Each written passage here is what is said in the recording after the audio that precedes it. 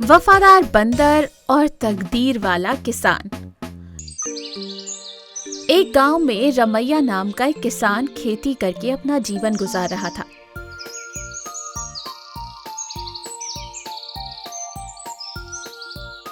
और वो उसकी पत्नी सीता बहुत खुश थे।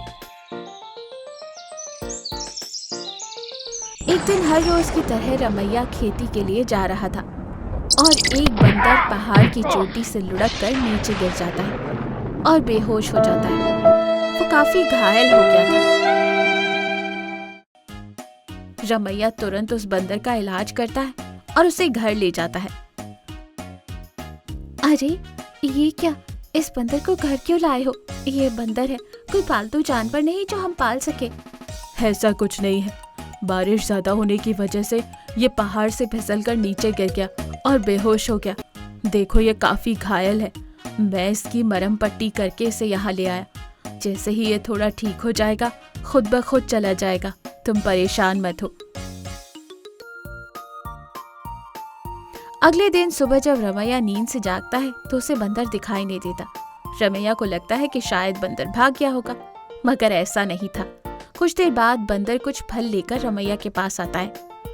रमैया, तुमने मेरी जान बचाई, मैं तुम्हारा ये एहसान जिंदगी भर नहीं भूलूंगा। कल जब मैं घायल पड़ा था तो तुमने ही मेरी मरहम पट्टी करी और मेरी जान बचाई। अरे तुम तो इंसान की तरह बातें कर रहे हो, ये कैसे मुमकिन है? एक बंदर कैसे बातें कर सकता है?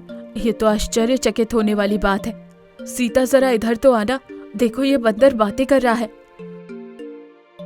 अरे हाँ, ये बंदर तो कितनी बातें कर रहा है, मुझे तो हैरानी हो रही है और साथ ही साथ डर भी लग रहा है। अच्छा, बंदर बात कर रहा है देखकर डर रही हो? हाँ, जानवर तो बातें नहीं करते ना। अरे ये तो चमत्कार है जिसे हमें मानना होगा।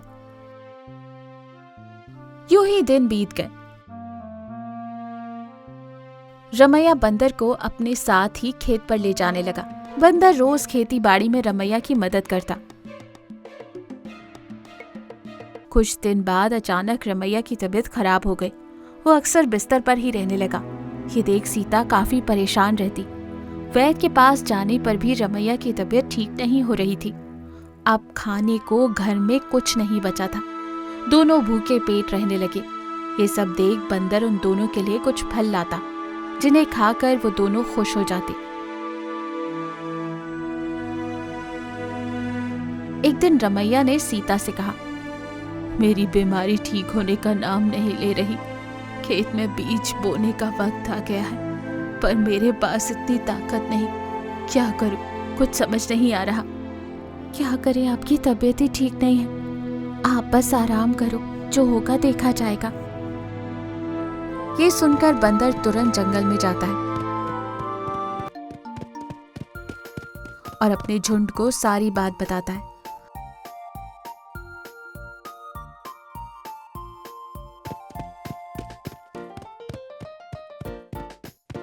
बंदर और उसका झुंड रमैया के खेतों में काम करते हैं और कुछ ही दिनों में वहां हरी भरी फसल उगती है।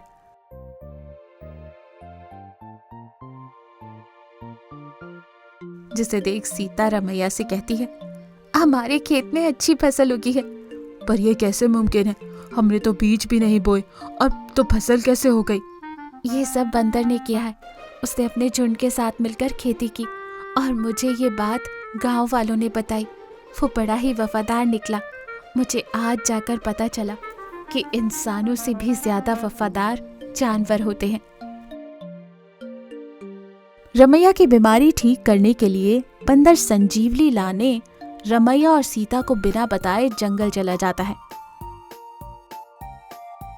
इस बात से अनजान रमैया, अरे वो बंदर कहाँ चला गया? लगता है मेरी तबीयत को देखकर वो मुझे छोड़कर चला गया। शायद वो बंदर फिर कभी लौट कर नहीं आएगा। बंदर को गांव से ज्यादा जंगल में ही अच्छा लगता है। वहाँ उसके दोस्त भी हैं, वो खुश रहेगा। हमारी परेशानियां तो लगी रहती हैं। कुछ दिन बीत जाते हैं। बंदर संजीवनी लेकर वापस रमैया के पास आता है और कहता है, ये लो, ये संजीवनी बूटी है, इसे खाने से तुम्हारी तबीयत ठीक हो जाएगी। इसे लाने के लिए ही मैं जंगल गया था। यूं बंदर की दी हुई जड़ी बूटी खाकर रमैया की तबीयत ठीक हो जाती है। वो वापस खेती के कामों में लग जाता है। रमैया बंदर का धन्यवाद करता है और खुशी खुशी जीवन गुजारने लगता है। बंदर वापस अपने जंगल चला जाता है। इस कहानी से हमें ये सीख मिलती है कि इंसानों से ज्यादा वफादार जानवर होते हैं।